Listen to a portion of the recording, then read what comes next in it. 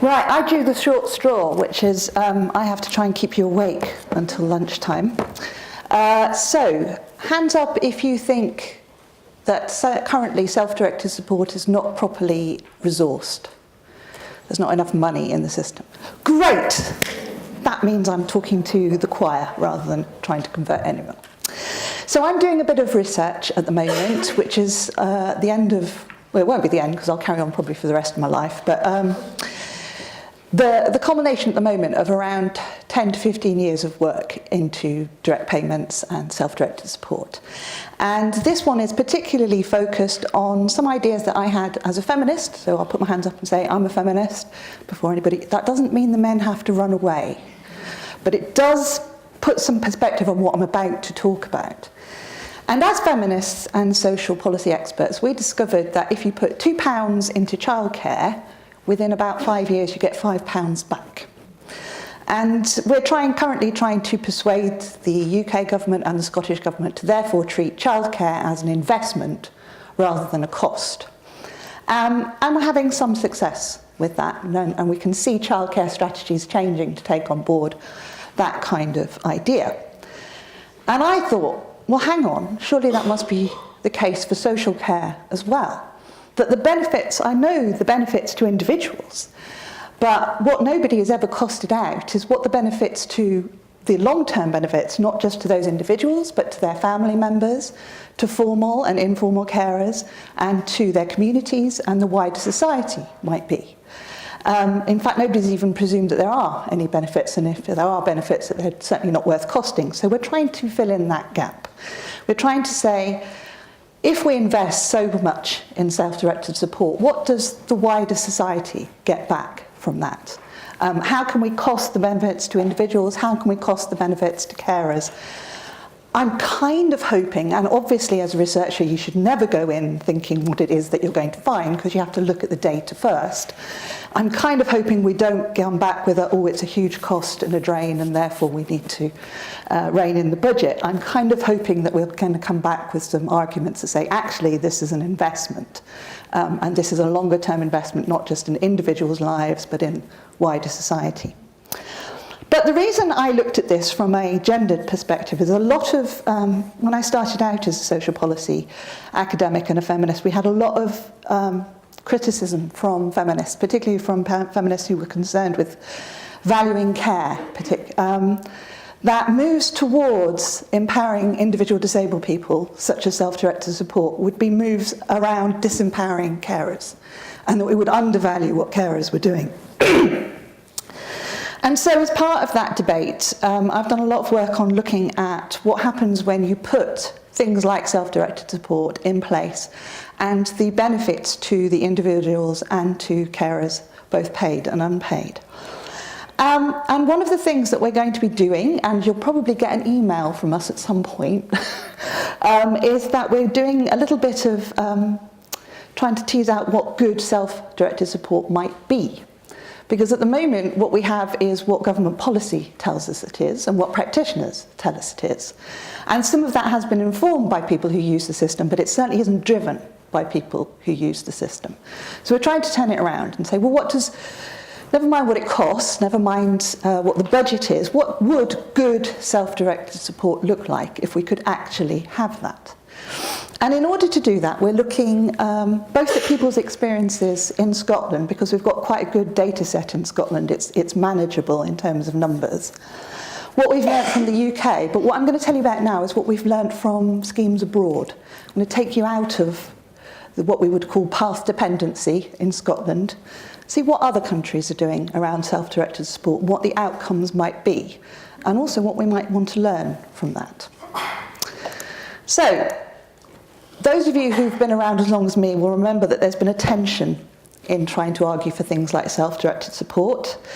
So at the time, it's been very much about managing demand, about keeping a cap on resources, about making sure that particularly expenditure on social care services doesn't get out of hand.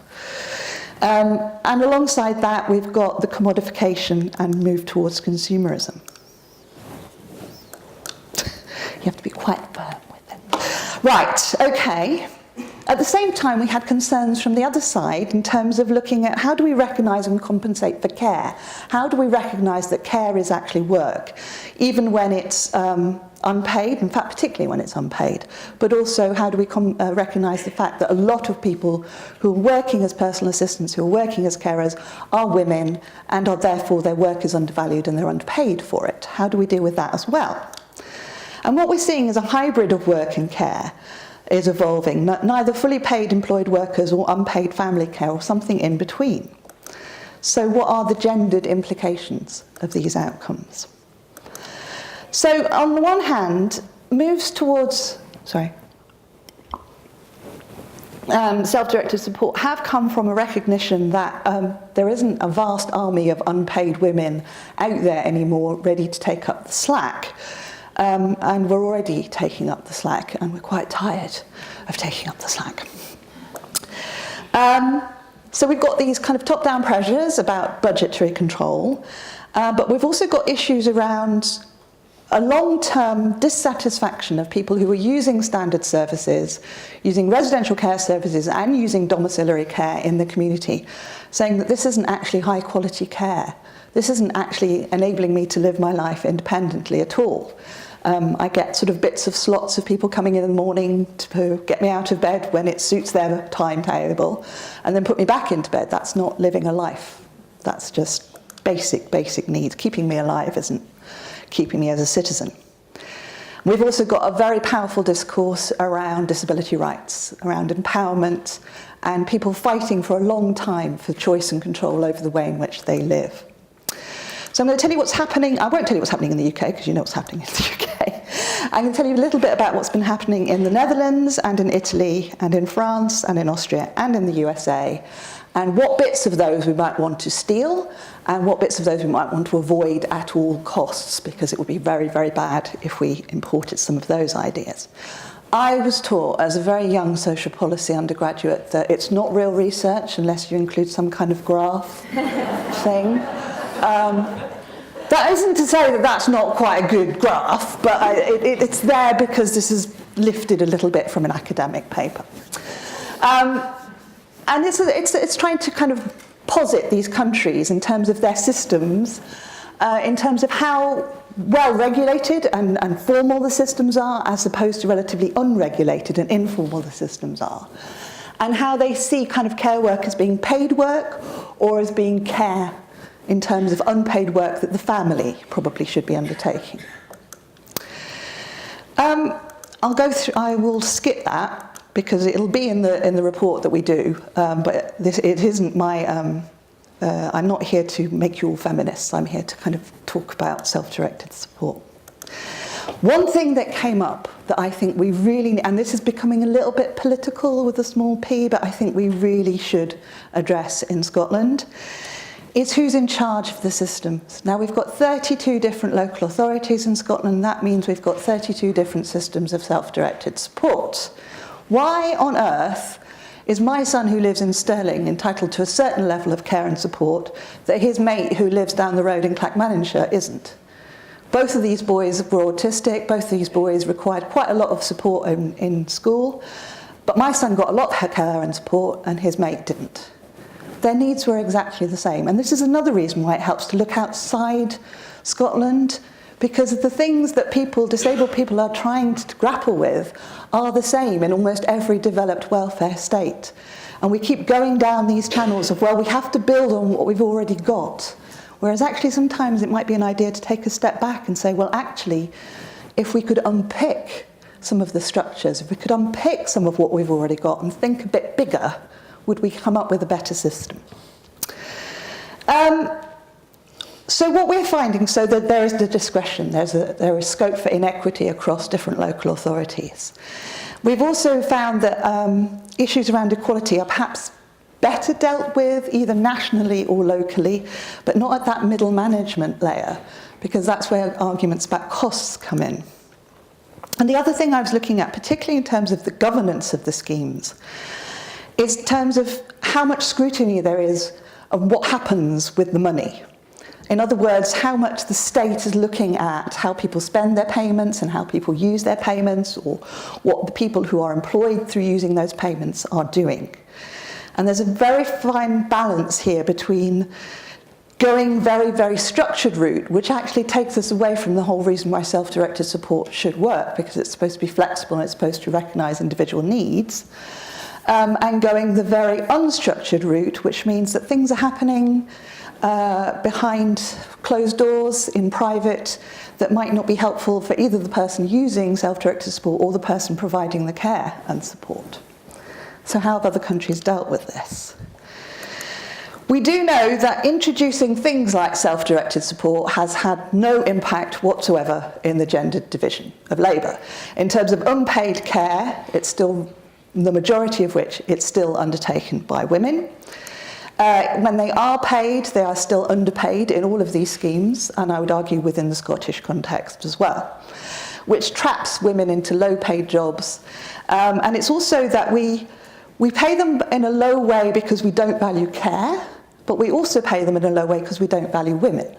And that sort of perfect storm is why we don't pay our carers enough.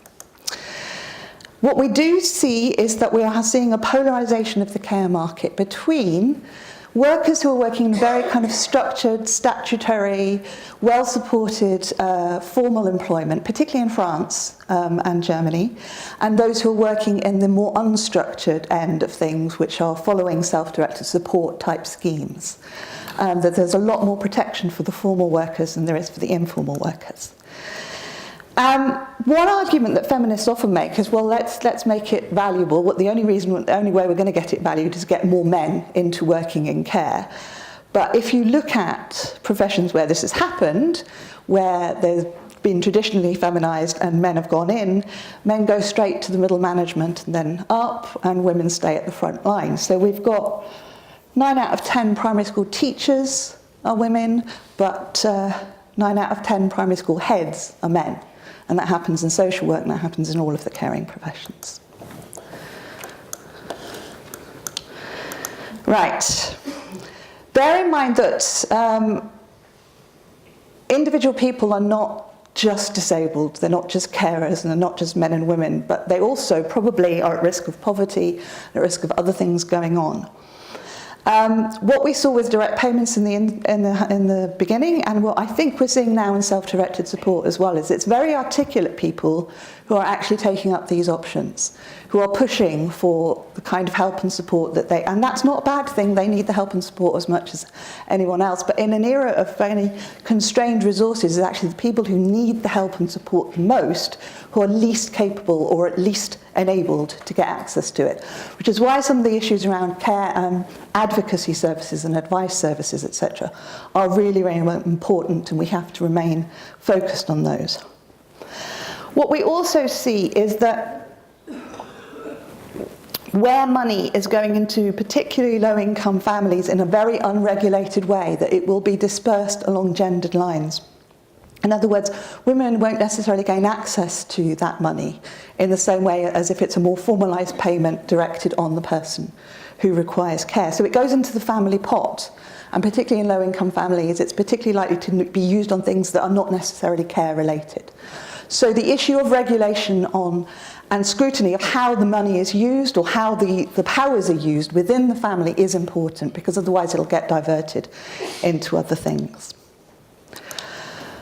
Everybody loves them. Everybody in all of the countries who've taken these up. There is a fantastic amount of evidence that says they much prefer these. They would never want to go back to how they were before, which was either in residential care or receiving state services. And the reason is because it allows you to, and in fact Martin articulated this, it allows you as a carer to be a family member rather than a carer. It allows you to choose who's going to care and support for, provide care and support for you, rather than the default being your friends and families who might not choose to actually do that, might not want to do it. Often a lot of carers, and this isn't to undervalue what carers do, a lot of informal carers want to be doing that and are very happy within the family context of doing that. But there is a very big difference between that and doing it because there are no alternatives available. because there's no properly funded, properly supported care and support, formal support available. That's constraining choices. It's not good for the carers. It's not good for the people they're looking after either. It allows you to fill in gaps in formal services. One of my favourite stories about direct payments and then self-directed support is a disabled mum that I interviewed who was one of the thalidomide children. And she had a baby and wanted to breastfeed her baby, but couldn't hold her baby in the right way to breastfeed it. And was told, well, just bottle feed it then. And she said, no, I've got midwives going, oh, breast is best, breast is best. And I want to do that. That's how I conceive of myself as a mum. No funding was available from children's services because the baby wasn't at risk. No funding was available from social care services because it wasn't about her own personal care needs. It was about her need to be what she saw as being a good mum. So she got then direct payments and paid a carer to come in and help her hold her baby properly so she could breastfeed that baby. And that was her. That wasn't about getting her out of bed. It wasn't about intimate care. It was about her being a citizen, her being a mum, the kind of mum that she wanted to be. And that to me was everything. That was exactly what self-directed support should be allowed. And if we allow women to be paid for care work, it also opens up other opportunities. I'm just going to go through to the end. So again, this is because I've been very well taught that you have to have graphs. What we concluded is that there is no tension between what's good for the family and what's good for the individual, what's good for the person who needs support and what is good for the person providing the support. Good systems allow for both. So systems that support users and have good outcomes for users also have good outcomes for carers and formal workers. We're somewhere in the middle, along with the USA, and what we wouldn't want to go down the route of is becoming like Austria or Italy, where they're it's almost like a black market in payments and money goes into the family and is never seen again. So we need a degree of formalisation. Whilst all of the things that we know about why SDS works is it has to be flexible, it has to reflect needs, it also needs to be formal and protected. I'm just going to come to the end. If you have some degree of protection and a high degree of discretion, you've got very negative gender effects and also, I would argue, very negative effects on people using the system. Low degree of protection means you've got a very high risk of negative gendered effects. The best one, the one that was on the top of the scale, is the French and Netherlands model, where you have very good outcomes for users and disabled people, very good outcomes for carers and women too. And this will be nice for the lefties amongst us who still believe that there is a role for the welfare state to play. What you actually need is the welfare state to offset the risks of the market. It's a kind of highfalutin way of saying this. So I would say we need to learn from the best, avoid the dangers of the worst, and look very carefully about the way in which schemes are governed. And I will just finally say this, because it's not politically very popular at the moment, we need to get away from local authorities being in charge of the budget. We need a national system of self-directed support entitlement that is clear, that has clear criteria, and that people can appeal against if they think it's unfair. Because in all of the systems, particularly France and the Netherlands, it's nationally set. The eligibility for the level of payments that you receive and what you can do with them is set nationally. It's up to local authorities to provide the services that you can then purchase with your self-directed support. But your eligibility for them is a national social right. And I think if we're going to be political about this, that's where we should be pushing.